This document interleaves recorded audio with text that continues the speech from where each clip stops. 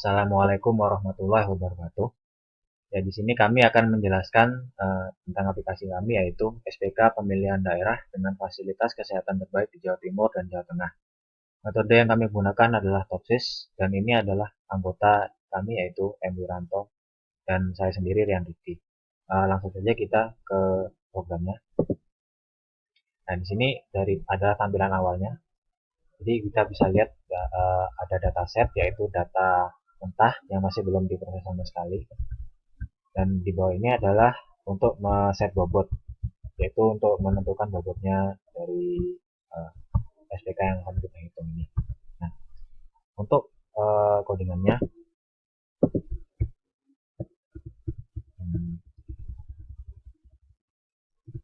nah, untuk codingannya halaman itu adalah fungsi indeks ini. Jadi kita select dataset untuk select data yang ada di database itu. Kemudian untuk menghitung SPK-nya, kita perlu untuk menentukan bobotnya satu persatu. Misalnya kita tentukan bobotnya itu satu semuanya untuk mempermudah.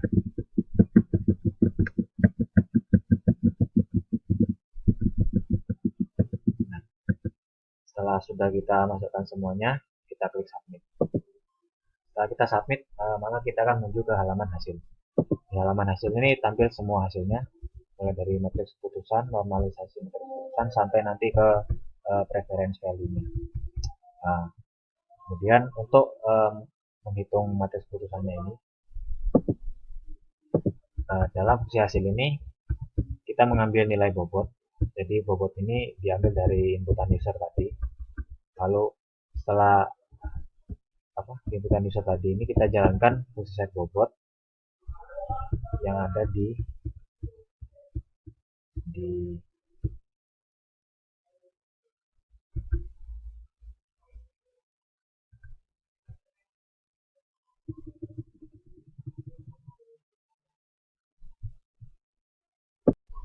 nah, setelah itu bobot tadi itu akan masuk ke sini, ke dalam sini.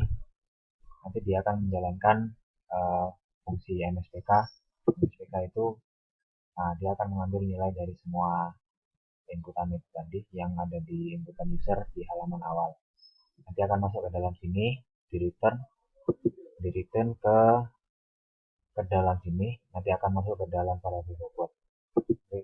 Nanti di variabel bobot ini akan return ke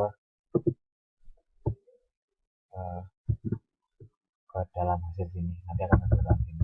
Setelah itu, setelah kita ambil bobotnya, kita lakukan masukkan data mentah tadi menjadi matriks putusan.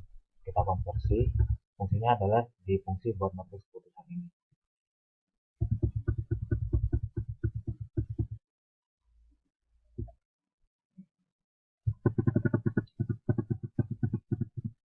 Nah, fungsi buat matriks putusan ini isinya kita menselect semua dataset, yaitu data yang ditampilkan di awal tadi. Lalu kita buat perulangan for 20 kali sesuai dengan kriterianya. Setelah itu kita lakukan perulangan for each, di mana for each ini mengulang untuk setiap alternatifnya. Nah, dalam for each ini kita melakukan sebuah switch case, di mana case-nya adalah untuk setiap kriteria, mulai dari C1 sampai C20. Nah, case ini untuk menentukan data itu akan masuk ke dalam yang mana, apakah dia akan masuk yang 1, 0,66, 0,33, atau yang 0. Nah, di sini misalnya data tersebut lebih dari 0 dan kurang dari 1000, maka dia masuk yang 1. Kalau misalnya dia lebih dari 1001 dan kurang dari 3000, maka dia masuk 0,66 sesuai dengan yang ada di sini. Nah, setelah itu untuk dan itu berlaku untuk semua kriterianya. Nanti akan di return ke dalam sini. Hasilnya akan masuk ke dalam sini. Lalu ditampilkan di sini. Nah, setelah membuat matriks putusan, kita lakukan normalisasi matriks putusan yang di atas tadi itu. Untuk normalisasi matriks putusan, data tadi ini kita akan masukkan sebagai parameter untuk fungsi normalisasi matriks putusan. Fungsi ini letaknya ada di Nah, ini normalisasi matriks putusan. Kita pertama select nama seperti fungsi sebelumnya, melakukan perulangan for seperti yang sebelumnya, dan for each juga sama.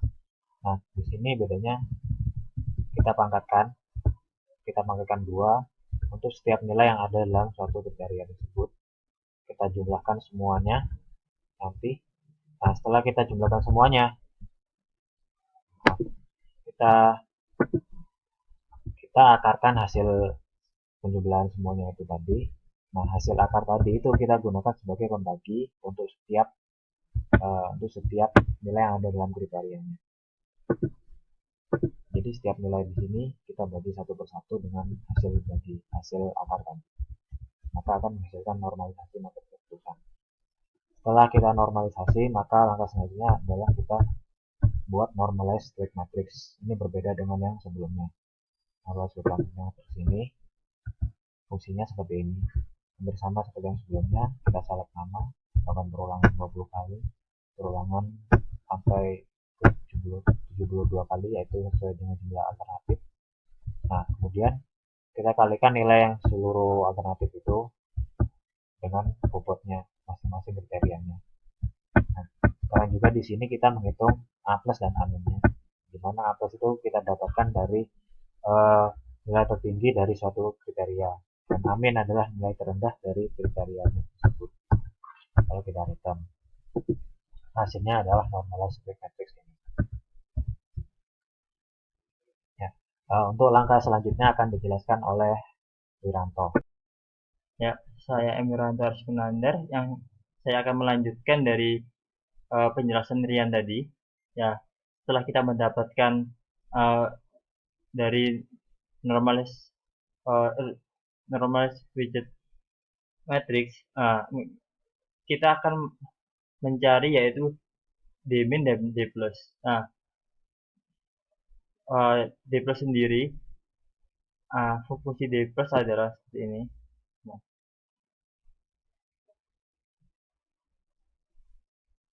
Nah, D plus seperti ini.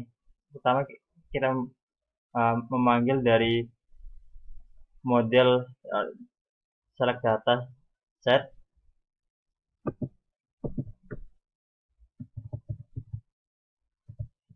Nah, select data set ini berguna untuk menselect dari data dari tabelnya sesuai dengan yang data kita butuhkan. Kemudian kita return. Setelah itu kita membuat perulangan yaitu sebanyak 20 kali sebanyak kriteria yang kita punya. Nah, kemudian kita membuat perulangan lagi menggunakan for each yang isinya pengurangan antara nilai A max yang telah kita dapatkan sebelumnya dikurangkan dengan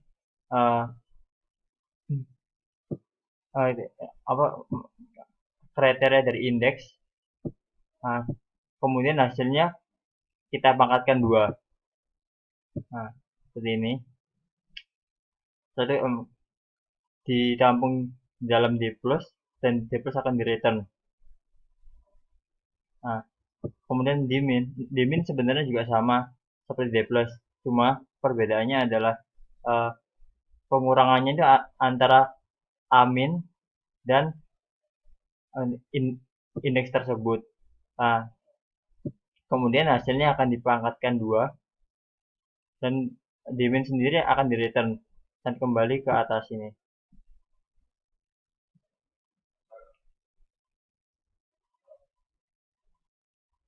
Nah, kembali sini. Setelah mendapatkan keduanya ini, kedua ini kita masukkan ke dalam parameter reference value. Reference value sendiri seperti ini.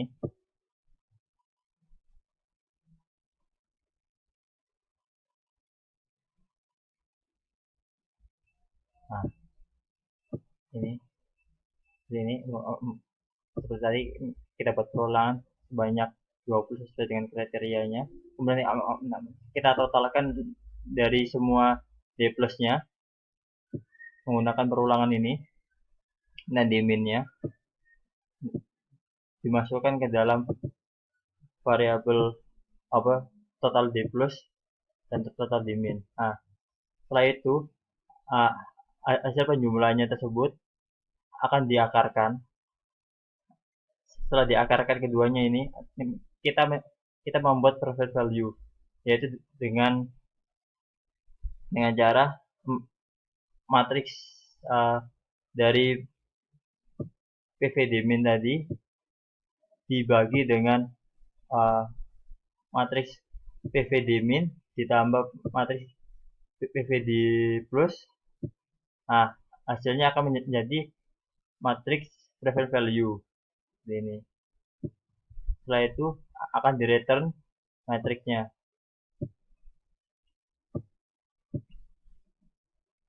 dan akan hasil seperti ini.